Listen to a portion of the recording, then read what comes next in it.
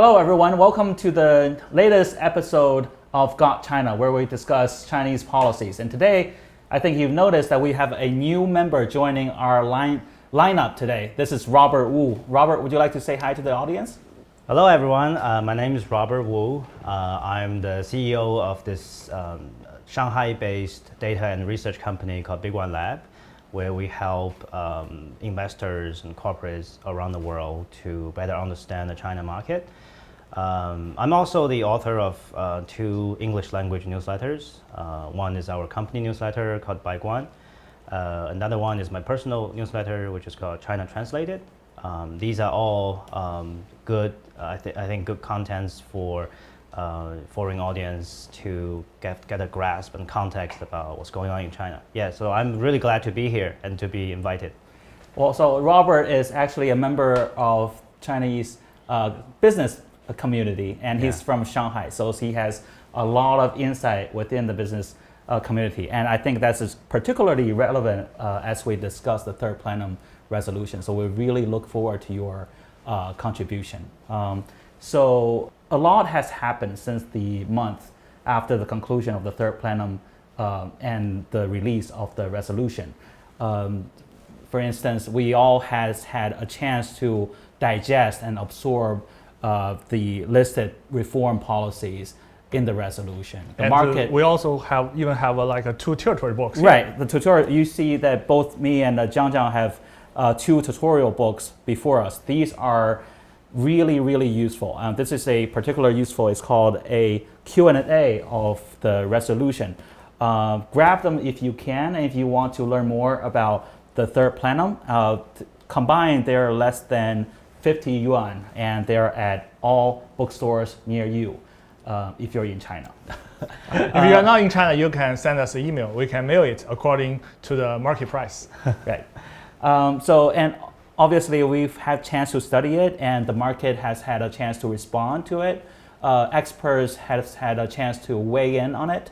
And I think one particular thing that recently happened with regard to the Third Plenum is we recently celebrated the 120th anniversary of the birth of Deng Xiaoping. I mean, Deng has been a giant in China, especially in the field of reform. Yes. He's remembered for holding the Third Plenum of the 11th Third Plenum in 1978, which ushered in the era of reform and openings. So, and China really had a very high level memorial for him this time around. I think that creates a neat historical resonance as we discuss this year's Third Plenum.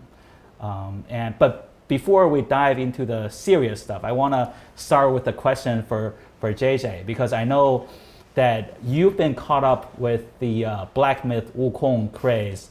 That's all everywhere. Everyone's talking about it. Everybody's playing it, and you've been spending some time on it. Could you share with us what's it like playing the game? Well, it was fantastic. I mean, as you just mentioned, lots of people play it, and I just want to enjoy the collective joy of playing it. I think there are like over 2 million people playing it at the same time on Steam, right? Wow. And although I have an Xbox, I purchased another game computer because I know that maybe the experience on that is better. I just want to have the best experience. And I played like a couple of hours yesterday, though I didn't beat the blue big head boss. It was a difficult boss to beat, but I quite enjoyed that, yeah. How much did you spend on the computer? I think between like $1,000 to $2,000. Wow. Yeah, I mean it's not cheap. I mean you can see that I have quite strong commitment of playing that because I'm not a frequent 3 AAA game players, but it's a rare chance that people, especially people from China, can enjoy playing something that people can correlate it to the Chinese culture, and the graphics are great, the stories are great, and the battling system are great. All right, thank you for sharing with us your playing experience. Maybe one of these days I'll buy the game and try it out myself. And best of luck fighting that boss that you were talking about. So yeah, let's talk about the real topic of today's discussion, which is the Third Plenum and its resolutions. And first of all, I want to throw both of you a general question. What is your general first impression of the resolution when it came out? Yeah, I think, as a member of the business community, my view may be not as comprehensive as you guys who watch, analyze policies on a daily basis. But going into the third plenum, the thing that I was, expecting the most is on the physical reform program, and also many demand-boosting measures that are associated. I think will be associated with the physical reform program. And if you remember, going into the third plenum, there was many talks by economists, by media outlets, kind of expecting and predicting this part of the program, which I think will be very crucial. And I probably will explain it later. And when I see the final resolution, I saw it there, and which to me it's kind of meet the key expectation I had for this plenum. Okay, Yeah. so meeting your key expectations. Yes, Okay, yes. that is the biggest takeaway. JJ, what Well, would you say? I feel like the reforms plan laid out by the resolution is pretty consistent with China's previous policies. So I'm not surprised to see the plans because in recent years, we can see that China's policy, there is a certain direction of the policy. So before the resolution, I guess maybe the high quality development, the Chinese modernization, such type of concepts will be included in the resolution, and it was included in the resolution, and the direction has not been changed. So I'm not surprised. It meets my expectation. All right, so consistency, maybe drawing from previous policy and pushing them forward a little bit through this plenum's resolution. That's your biggest take. Yeah. I mean, the high quality development is definitely, you can find it in lots of elements in the resolution, and Right. the name of the reform, I think, also incorporates the Chinese modernization, which is like the theme of the current reform. Yeah. All right. I mean, for me, I think the one thing that most strike me is comprehensiveness. I mean, you've all seen the number. There are 60 points listed in the resolution, that covered a wide variety of topics. I think of all the topics that were raised as concerns, whether it be from domestic or foreign analysts, it was all responded, it was all touched on by the resolution. I think that speaks to its breadth of the content. I think that's my first impression of it. But I want to maybe expand beyond the three of us. Robert, you are from the business community. I want to ask, what about the business community at large? What is their response to the resolution? Yeah, to be honest, I think the business community or the capital market at large had I would say, modest expectation for the plenum. But I think at the end of the day, it was a kind of a misunderstanding there.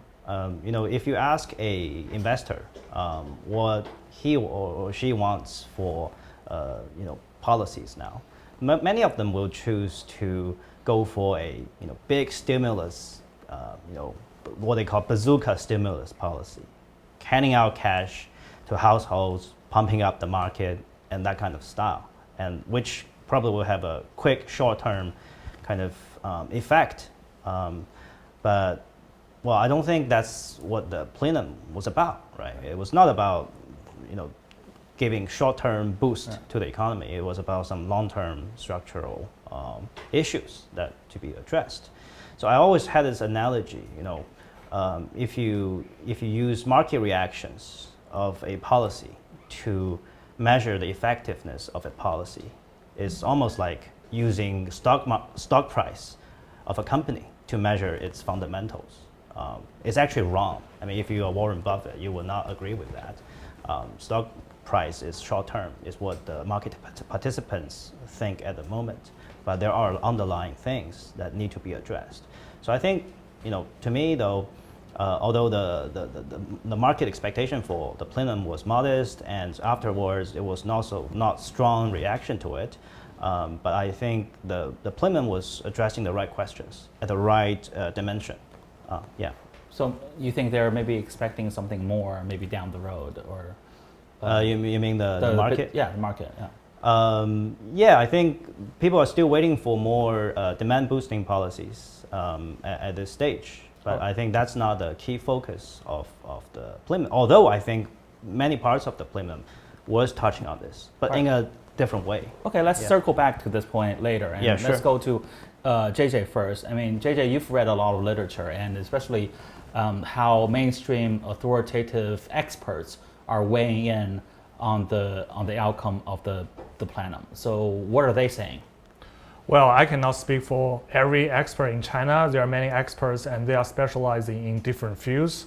And I want to echo what Robert just mentioned, that the substantive stimulus to the residents' pocket, we didn't see that from at least so far, we haven't seen that from the reform plans. I think there are some experts explaining that, like Lu Ting, the top economist of the numerous securities in China, he explained why that was not included, that was not appropriate in current plan. He said it's more appropriate to allocate a certain amount of money to people who have child, who have to raise babies, or the people who are underprivileged. And also another expert, Yao Yang, I think I mentioned about his opinions in our last episode.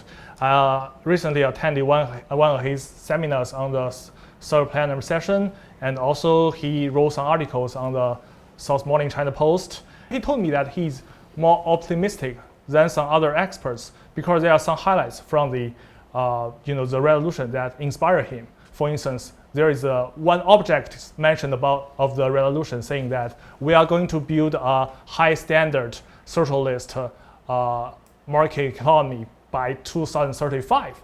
He said it was quite a step moving forward because I think in 1987, we said that we are at a privileged early stage of the socialist market. But now I think such type of description or such kind of goals is a step move forward. And also the resolution mentioned about promoting the well-rounded people's development. That's also a key aspect he highlighted, that which is actually reflecting that the reform is more like people-oriented, solving the issues that people facing in their normal lives is a higher priority right now. Yeah. But if you put all these experts' opinions together, I mean, how would you say their general view of the plenum is? Are they neutral? Are they positive? Are they critical? I mean, what are they like?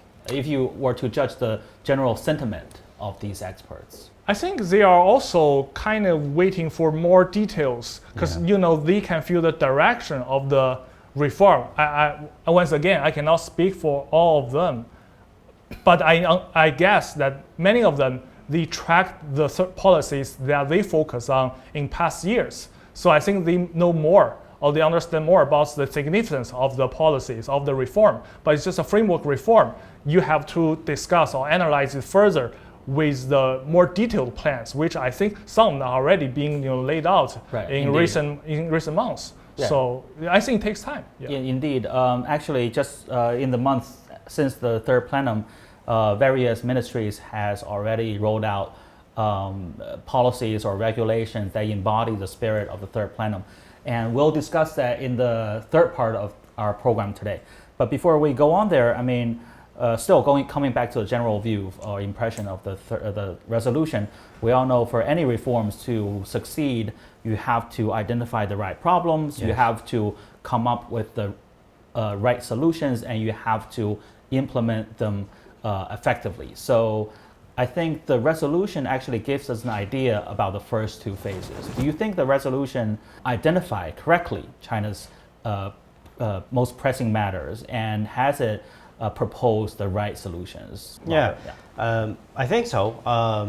I think for me, from what I'm looking at, there are several, I think, key pressing problems at the moment, which I think the plenum did address. Like, number one is the local debt issue, the local government debt issue in China. The second is how to boost domestic demand, right? And the third is how to boost the business confidence. I think these are being touched upon in a very systematic and integrated ways in the plenum.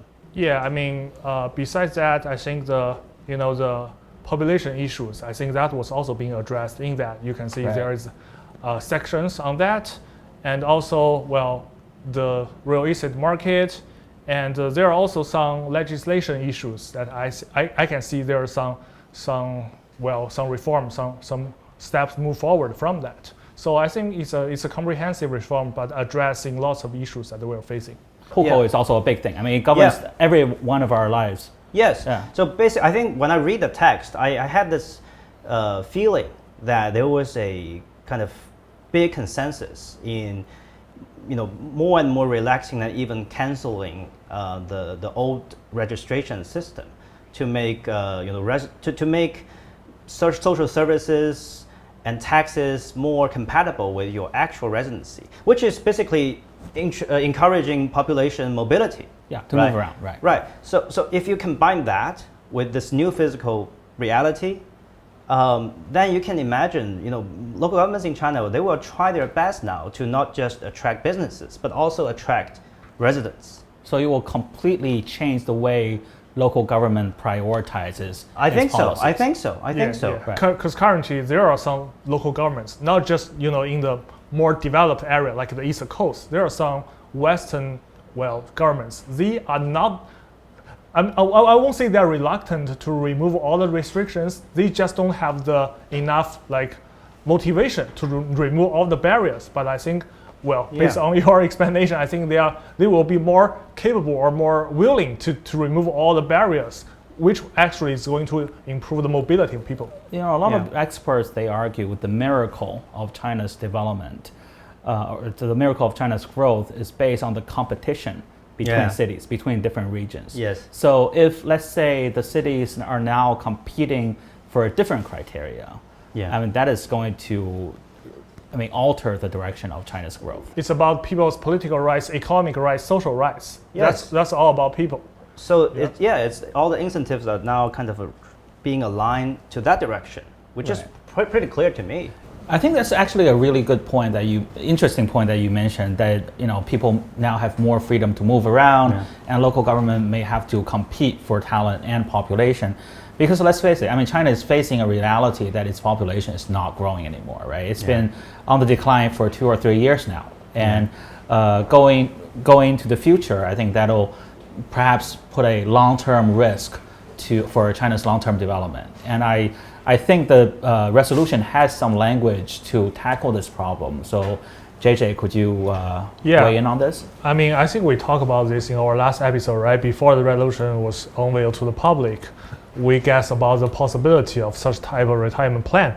And after the resolution was made public, we can see there is a line that draws lots of people's attention. I think actually, I remember after several days of the resolution was made public, lots of people are talking about that. There's the most talked about. Yeah. It draws lots of emotions, right? People talk about what's going to actually. So far, we haven't seen any detailed plan, but this line, in line with the principle of voluntary participation with appropriate flexibility, China will advance reform to gradually raise the statutory retirement age in a prudent and orderly manner. Okay. I think the words was carefully selected to describe this policy because people at different stage of their life do have different preference for their retirement age.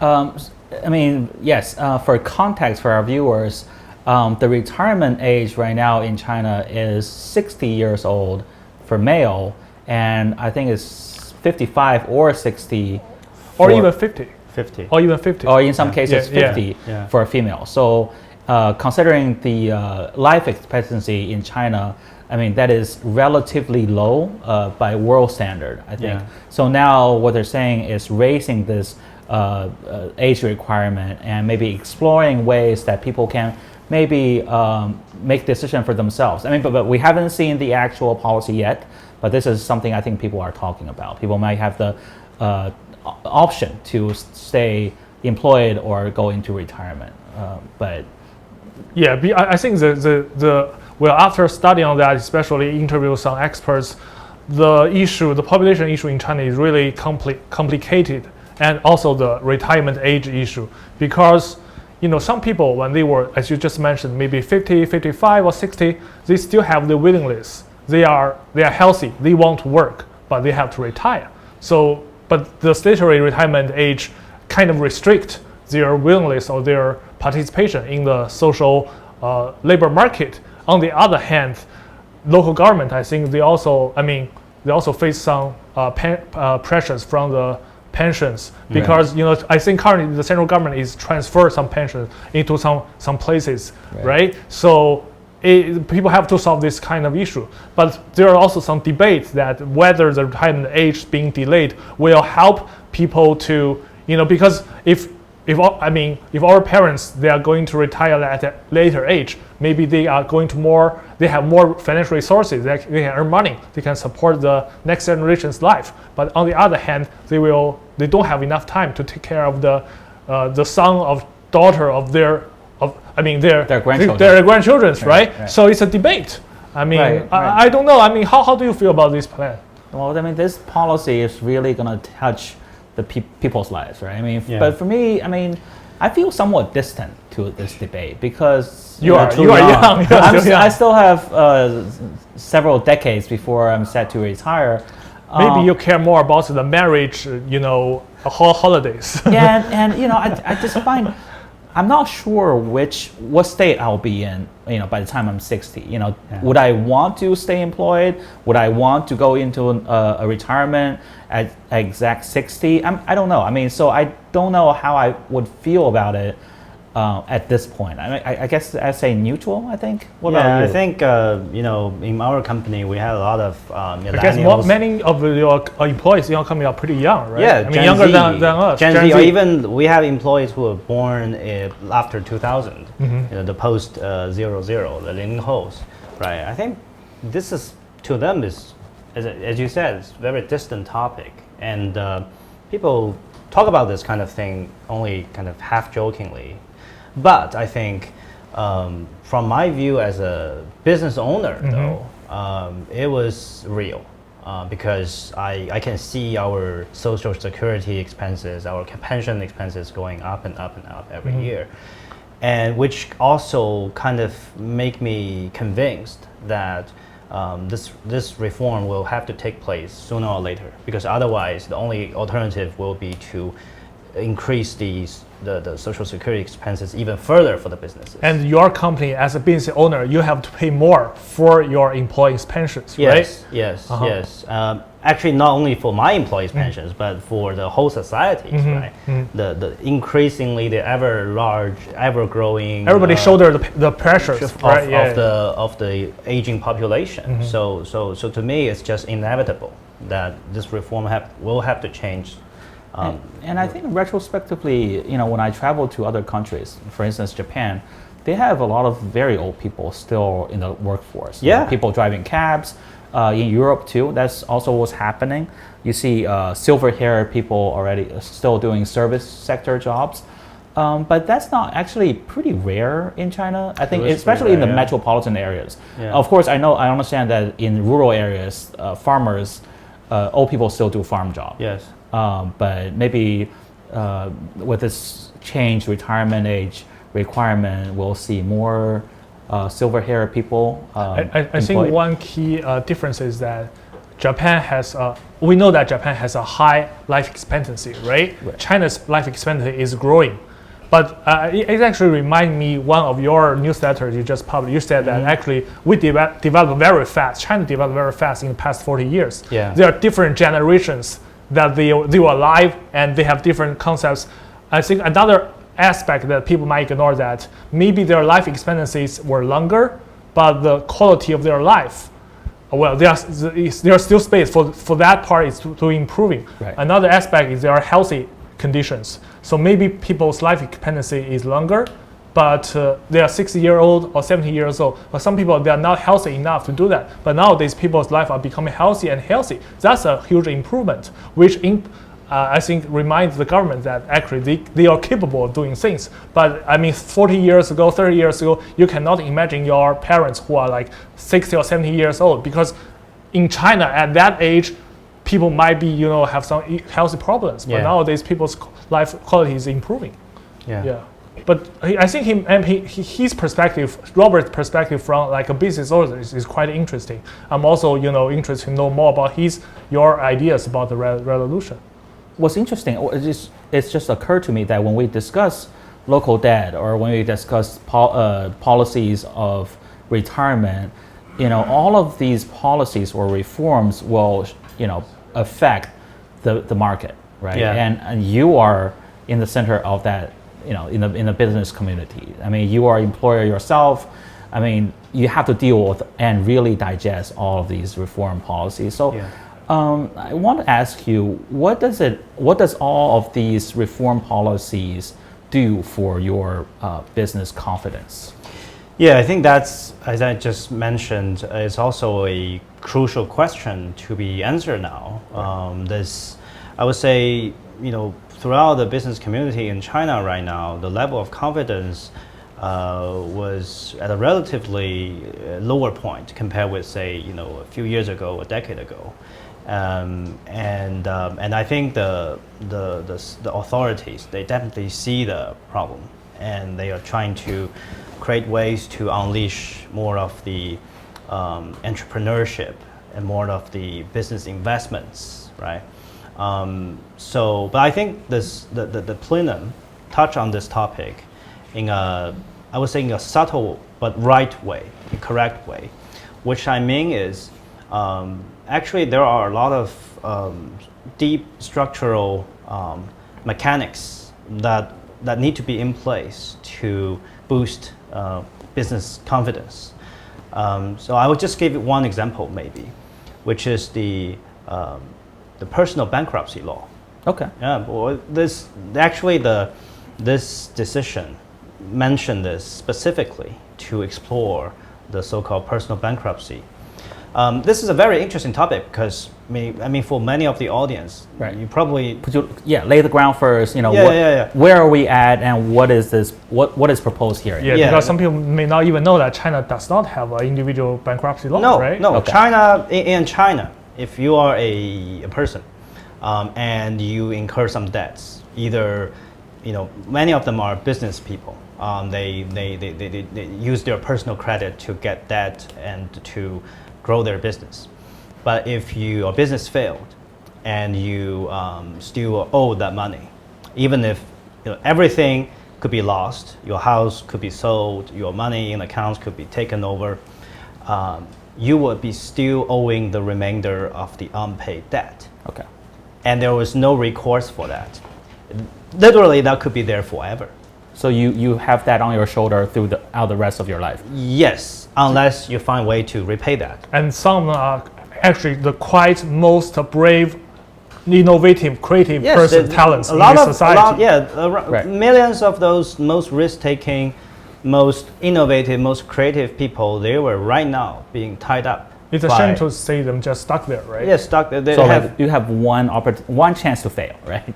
Basically. Yeah. So think about that kind of thing will drag, how much drag that will put on your confidence in terms of either starting a new business or to invest more into your existing businesses, right? You will think twice about that, especially in the down market when everyone else is kind of cutting on their labor force or their demand.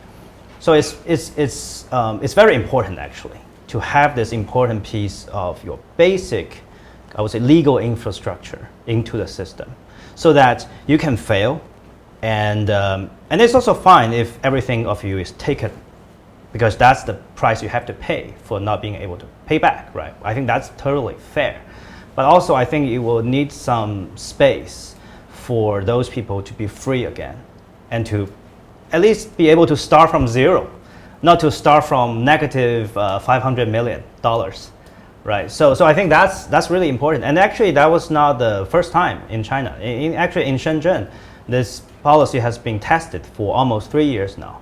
So I think it's also we are at a stage where this specific piece of infrastructure will be ready. And I think it will have far-reaching consequences for confidences. But wouldn't that encourage people who, Chinese people some people are quite clever. They They intentionally Leverage hide their that. assets and leverage. That's the biggest problem. I mean, That's why the reform are tough. tough, and it will take so much time and preparation. Yeah. Trial in Shenzhen for 3 years. But I think overall, this would not justify that you do not have this at all. Because it will be it will create perverse incentives in the system. And it's not only about business people. It's also, you mentioned about real estate. You mentioned about the lowering price. Some of the home buyers, right? Like me. Right. Who's going to go into I mean, there are home buyers whose equity value was basically wiped out, and they may be forced to sell their house, and and then they're still carry the debt on their shoulder because there will be unpaid debt. Right. So they have no money, they have no house, but they have their debt. So yes, it's a really tough place to be. As the economy grows and grows, those part of people grow and grow, accumulate and accumulate. There will be a point that this has to be fixed. Right. Right. It cannot be debt forever. I think that's a really great example to illustrate how this resolution can boost business confidence. Yeah, it's a lot of things at infrastructure level. I think that's what any government should do in terms of boosting business confidence. You actually, there's no way for a government to directly boost confidence because it's the business who will ultimately be responsible for their own confidence. But the government, what they can do is to set up the basic infrastructures, the guardrails, right? Like for example, just think about the game you just play, Black Myth Wukong, right? Wukong was not a state-designed game, right? It's an independent game studio, a totally private organization. They had an idea, they pursued that, and they made a great product out of it, right? Under the framework of a stable legal system, and with some basic protection, and with also some basic rules set up. But everything else can be just, I think, taken over by the private, either businesses, organizations.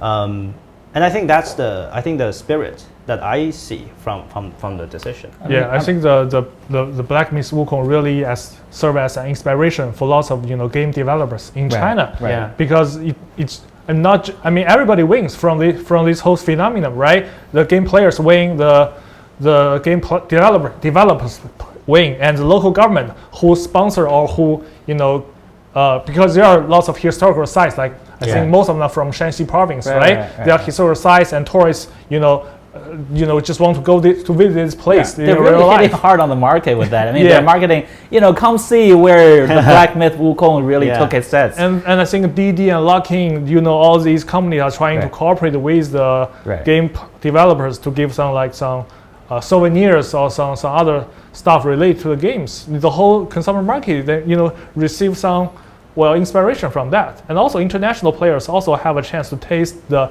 Chinese culture incorporated types of games, which is a good thing, I think. And let's not forget the computer manufacturers who profited by selling to players like JJ. Contribute to the Chinese economy again. Right, but I want to ask you this, Robert. I'm really curious about this. I mean, obviously you've had chance to speak with fellow entrepreneurs in Shanghai, and you guys probably spoke about how you evaluate or your confidence levels. I mean, what are those? Could you share with us what are those conversations like? I mean, what is the sentiment in those private conversations? Well, as I said, we are at a relatively low point. I mean, I'm the exception, perhaps. I am still, investing in new projects. I still actually looking for more loans and investments to our company as well. But a lot of the business owners, I think they are very conservative at this moment. They just want to wait and see. And that's partially because of the overall. Didn't some people say be bold when others are scared. It's easier said than done. Okay. If that's that easy, that this won't be a golden line. But that's the hard part is when everyone is really afraid. You probably will be afraid as well. Okay. Right? So that's really hard.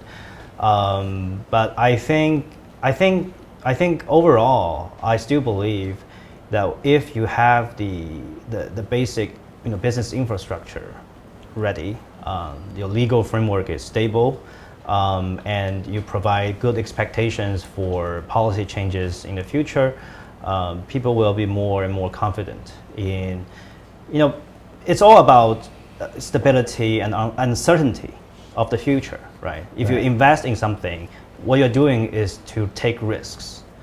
And for people to take risk, you have to provide a stable outlook. Right. So that you can be sure that when you invest and do more things this year, there will not be too many risks in the second year that make it a failure, right? So I think it's all about that, and I think that's why I really like these new policies that are being formulated. These things will, I think, gradually contribute to a stable kind of outlook in terms of environment, in terms of policies. There's one sector that I noticed I think is highly relevant to the mood of the market is the role of SOEs, right? Exactly, yes. I think a lot of analysts, especially foreign analysts, they really concentrate on what is the designated role for SOEs in the Chinese. The state-owned enterprises. Yeah, the state-owned enterprises, SOE, Yeah. in the Chinese economy. For many years, the Chinese leadership has been very consistent in supporting these SOEs and encouraging them to promote their businesses, to grow their businesses. And some people are worried that would that suck all the oxygen in the market. And I think I've read some of the text in here, and I think very subtly is drawn an alternative route for SOEs.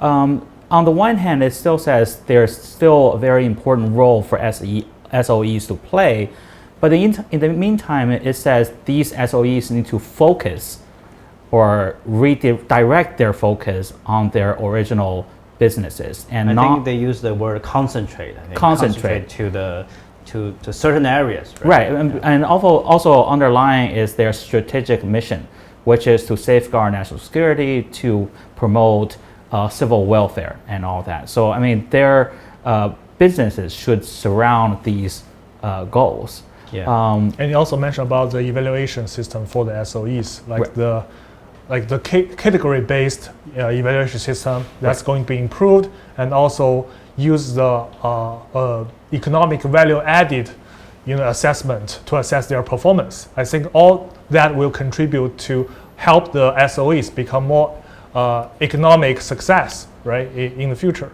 Right, and also I think to concentrate their energy on their original businesses and not to venture into other sectors so much and compete sometimes unfairly with private companies. I think that's very important. I think that is very noteworthy, especially with regard to private companies. They should be.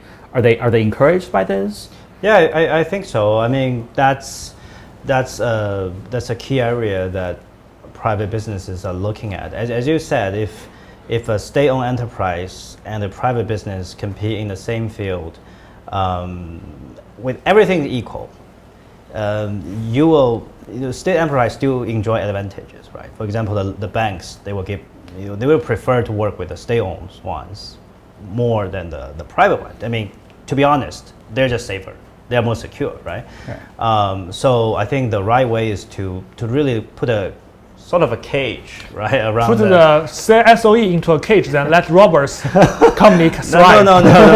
But it is kind of cage in the sense of, as you said, kind of focus and concentrate on the things. I think the caging thing is not a negative description; it's a neutral description. Right. Writing a line to help them more focus on what the strategic missions. Right. And I think this book especially has a really nice example laid out by what it means by having these SOEs concentrate. It particularly raised the energy sector. It says SOEs, they are more advantaged in laying the pipes, and that that's what they should do, especially with regard to state grid.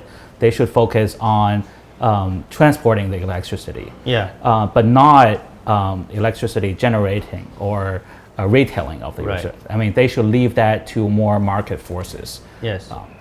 I think it really illustrates. It makes sense. It makes sense. Transmission is a natural monopoly business, and it makes sense for the state to hold that because that's crucial for national security. But retail business, it has nothing to do with national security. Right. It is how much electricity you consume tonight for your air conditioning, right? That was nothing to do with national security. So I think I hope in more of all these areas where when it's not necessary to have a state-owned enterprise, it should be free to all the private businesses. I think there's something about household registration that you mentioned earlier. I mean, what is that about? Could you walk us through that?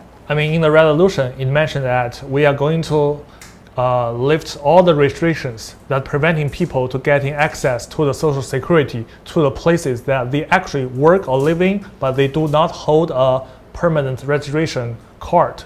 So that's the social mobility I think we just talked about. Yeah, and the plan that we see issued by the central government after the resolution was made public is called 5-year new people-centered urbanization plan, which is kind of aligned with the spirit reflected in the resolution. I think Yao Yang did a calculation because in the past 30 or 40 years, there are rural places people they move from rural area to the cities, but some of them do not hold the permanent residency in that city. So if all these people they can be transferred from like the rural area identity to a city identity, they can get access to lots of social securities, and their general spending capability or their salary, lots of social parts will be improved. Then they can contribute 12 or 30% growth of consumption to that city. That's calculated by Yao Yang. Well, so I think that makes sense, right? I mean, if people move to the city, they need to buy new houses, they want to buy new furniture, they need to send their kids to school, cars. Yes, I mean, totally and makes a sense. fraction of that plan or some other some signals is that we recently see there is a marriage registration plans, the new draft version of the marriage regulation plan being kind of seeking the public's opinion on that. It says that you do not need to hold you don't have to bring your residential permanent resident registration card or book with you to get registered in a marriage. That is also a smaller changes, but that's also related to the residence registration reform. All right, for context, all Chinese has 2 personal documents. One is the personal ID. It's a state-issued standardized ID with your photo, with your basic information on it. And the other one is household registration card or book. I think is information about your whole family or your household. Normally, members of one family has their information in one leaflet, one book, and it's mostly, I think, stored with the master of the house. Before, when somebody wants to get married, you need to present these 2 documents in the same time. And so in practice, some parents, when they don't agree to their children's marriage, they would withhold the household registration card to, as a leverage to prevent their children. And I think I see a lot of people saying this simplified process would really make it easier for people to get married. Well, I think that's in theory, right? Okay. But personally, I haven't never heard of parents withholding the permit if their kids are getting married. But I think it's more about the symbolic. Another change is that you do not have to get a register of marriage in the place which holds your the Hukou, residency Yeah. Right. residency card. For instance, if I work in Beijing, but my hukou is in, say, Sichuan province, and I don't- your wife or your husband, if their residence is also not in Beijing, Right. you cannot register in Beijing. Yeah. Right, but if we do the new rule, then regardless where your spouse's hukou is, you can choose wherever to I mean, register. I think for most marriage. likely is that you work in Beijing, you pay taxes in Beijing, Right. you pay social security pensions in Beijing, Right. then you can. Okay. do- Is that do- going to be aligned with like local government are going to have more motivation to encourage people to get married because that's going to count it to the because if they work in Beijing, I mean, you said they pay their tax in Beijing, so I think the local government has more ways to inspire them to get married, right? Although I don't think that would be like a big thing in this. I think whole more process. fundamentally is that local governments has to think about ways to attract Yes. young people, not Yeah. about marriage. I mean, the math is the more young people you have, the more marriages you're going to That's get. like the base of everything, right, right, and the more kids that you're going to have. I mean, that's just a basic Yeah. fact. So I think this marriage kind of mini reform in terms of marriage registration, although I don't believe the real impact would be that huge, but I think it's still very symbolic, and it's part of this broader issue that we talk about. I think it's just more and more that we were going to have less and less restrictions in terms of the so-called household registration. It's related to people's mobility, Yeah, right? the population mobility, Right. and we're definitely moving toward that direction, right? Right. And I think in the near future, maybe we'll only have one card with us. Right. It's We possible. won't even have physical card. We are going to have like a digital card. Right, exactly. Yeah. First, you are going to have an app on your cell phone. And I think one observation that I have in terms of actual policies is that it's very useful to look for the verbs in the resolution. I mean, the verbs are carefully chosen, and what I mean is that in some cases it says 探索, to explore. Right. I think that suggests that relevant policies hasn't really been formulated. Yeah. There's still a lot of experimentation or maybe even a pilot program needs to be done before actual policies.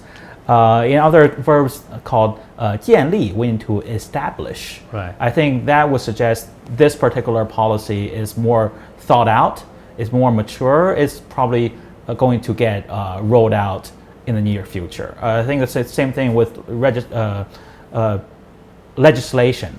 In some cases, the resolution said very directly, we will draft a law, a specific law. And I think for those language to be included in the resolution, I think that means a lot of preparation work has already been done. And we're nearing the age where those policies will be rolled out. I mean, Right. but I think you need to go back to the resolution and really check out, I mean, which verb is attached to which policy Yeah, to for get instance, a sense. I think the verb 抓紧 is used only once in the whole document, right? It's about 抓紧 means that you have to get something done as soon as possible. It's, Right. There is some Expedite. urgent feeling from that. Which one and was that? About self-reliance on technology. Okay, all right, that makes Yes, sense. exactly. That makes That's sense, right? very So important, yeah, yeah. the small difference about words that really Yeah. you have to pay attention on that. Right. Okay. I think that pretty much touched on all the policy points that we've raised earlier, and I want to get into the actual policies because a few weeks ago I was invited to a Western embassy here in Beijing to discuss the Third Plenum, and one of the points, or rather concerns, that they raised was some of the language in the resolutions sounded pretty hollow. I mean, they're not actionable language. So they're wondering, is that all? I mean, is this it? If this is it, then there's still some distance between the plenum resolution and actual change. So that's what they're worried about. And I explained to them then that the resolution was not designed to be specific policies. Yeah. There are supposed to be actual policies drawn up by various ministries, by local governments to implement the spirit or the direction laid out by the resolution. Right. And I think I want to say one thing off the bat is that one specific feature for the drawing up of the resolution was there were a lot of people who were involved in the drafting process. A lot of the ministries were participated in the drafting, so they already input their let's say wisdom or recommendations for reforms, and so I think to some extent you can say that they've already had a head start to draw up their own implementation policies. And I think we should be able to see them fairly quickly in the coming weeks and months. I think they must have visualized the feasibility and the pathways of implementation. Right. When they formulate this policy, I think it's impossible if they haven't thought about how to make it work. I mean, at the end of the day, this resolution is not a unilaterally top-down thing, right? It was a combination of top-down and bottom-up. Yes. So I think I'm fairly confident about its feasibility. Right. And also one other feature I think is noteworthy is it mentioned a deadline. I mean, we know that deadlines is the best productivity, right? The deadline in particular is 2029, 5 years later. Yes. All of the reforms proposed here in this resolution must be concluded by then. Right. And in Chinese government administration, we have a saying called 倒排工期. So you work your schedule from the end. Backward. Right. So that I think this would really speed the whole process up. Right. It's very practical, I think. It's very practical, and it gets work done. It delivers. Yeah. And there is a section in the resolution specifically mentioning about the implementation. Emphasize that, well, if you spend 10%, well, 100%, 10% is allocated into like designing of the plan. The other 90% will all about implementation. Emphasizing the importance of implementation. Right. Yeah. So I mean, with all of that said, I think we all noticed that some of the policies or regulations, they're called 办法 or 规定 if you read Chinese documents, they've already came out in the month's time since the third plenum has ended. Can we maybe take a look at each of them and maybe to get a better picture of how the ministries are following up with the plenum? Yeah, I mean, we can see some policies that issued by the government after the resolution made into public. For instance, I think there is a service consumption guidance, development guidance issued by the central government, because the stimulating domestic consumption is mentioned by the resolution, right? That's one example. The other example is that we can say the resolution mentioned about something about the residential registration system, improving that. Yeah. That's actually related to urbanization. And later we see there is a 5-year urbanization development plan issued by the central government. That's also another thing that related to the reform. And also another thing is because we say the building a beautiful China is one of the 7 objectives laid out by the resolution, right? That's about the green development. And we see another big plan about detailed plan like issued by the central government about how the whole society can transform in a green way. So all the examples, I'm not saying that all these plans are all about these things. They are part of the that, but we can see them that being rolled out one by one, and I think they are going to still keep coming in the future. So I think, concluding from your words, I think it's safe to conclude that the resolution of the third plenum will touch each and every one of our lives, right? I mean, it touches on so many aspects. How you get married, how you maybe move around between cities, that you can have more liberty, maybe pursuing a career elsewhere, and how local governments imagine development or reimagining development model in their own regions. Maybe they'll boost consumption, maybe they'll be more creative in other ways to compete for more favorable living conditions. Yeah, I think it's. I think it will be a stronger bonding almost between residents and the local governments. I think even stronger bonding than before, I think. Previously, when the local governments, they want to boost the economy, the first instinct for them is to go to the businesses, right? To help them to start a business, to subsidize or to a lot of incentive programs.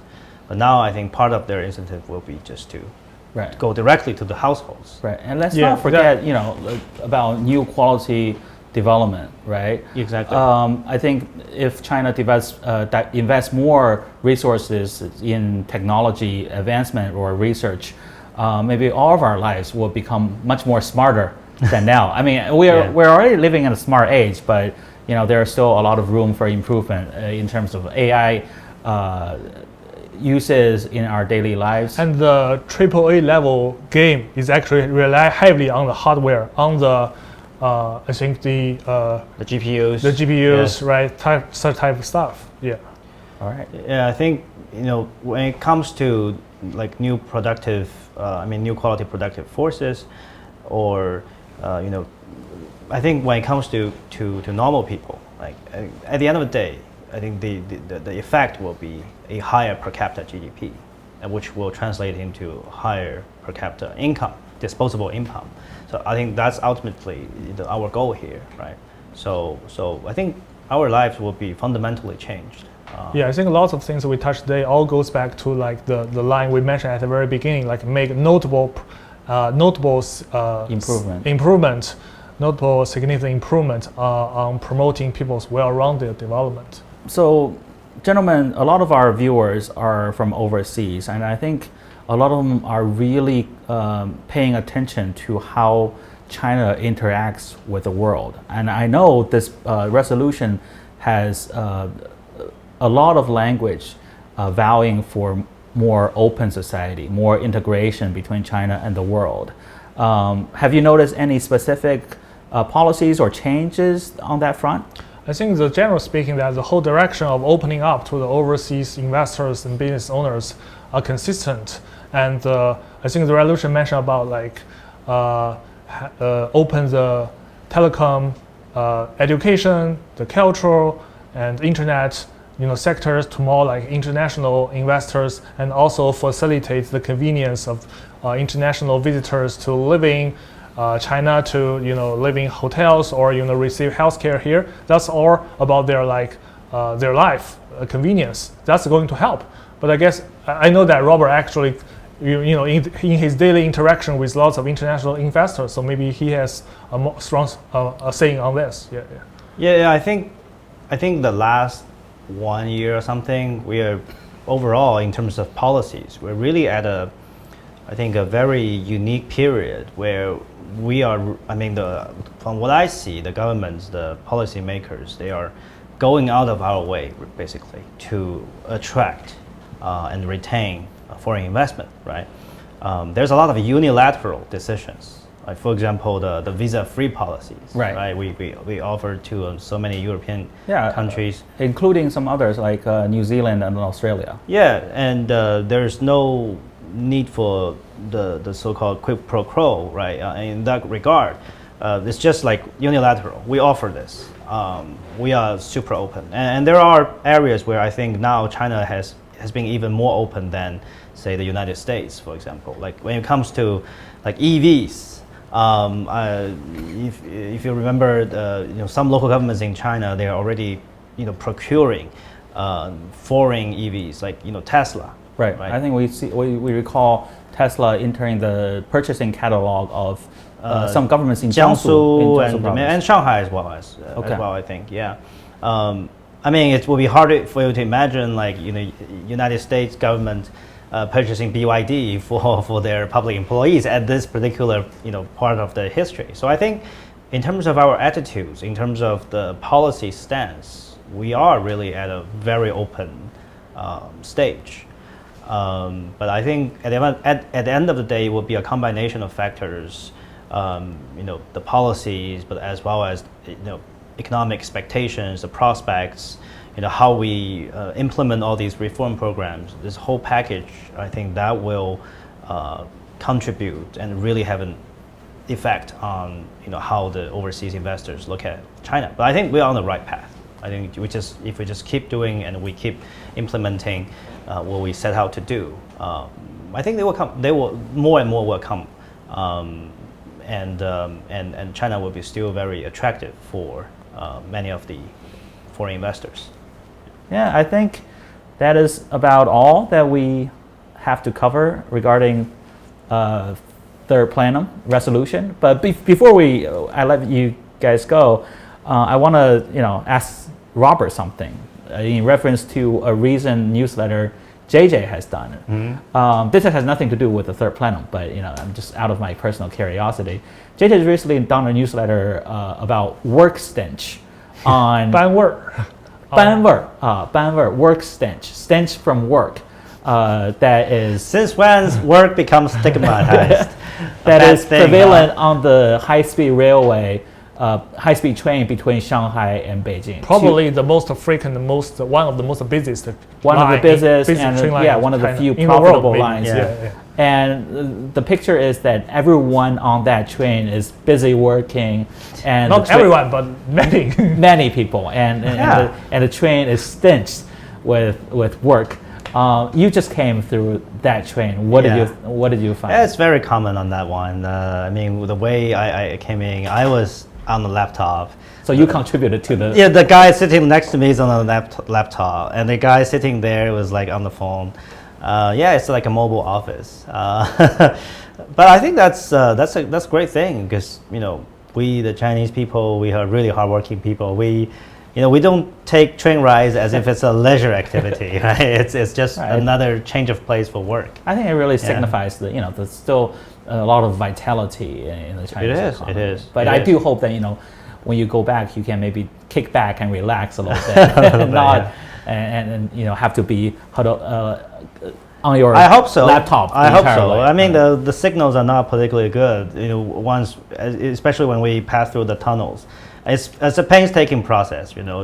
On the call, and you're passing through some tunnels, the signal is lost, and you have to take like 5 or 10 calls to Maybe complete you're going this to one. see like more people playing the Black Myth Wukong with like a laptop gaming laptop. I mean, way back to Shanghai. the guy on my right, when he pulled out the laptop, my first impression was, oh, he is going to play the game. But then he just opened, and there was a tutorial on how to do some AI stuff. Yeah, but that game has a higher requirement on the hardware, of your laptop. Yeah. We need to learn from you. Contribute more to our buy economy. more hardwares. All right, thank you so much for the discussion. It's really great. And thank you for tuning in to our the program of Got China, where we discuss Chinese policy. I hope our discussion with regard to the Third Plenum has been helpful. And if you have any recommendations or comments, please just leave them below. And we're really looking forward to your feedbacks. So see you next time. Thank you. Thank you. Thank you.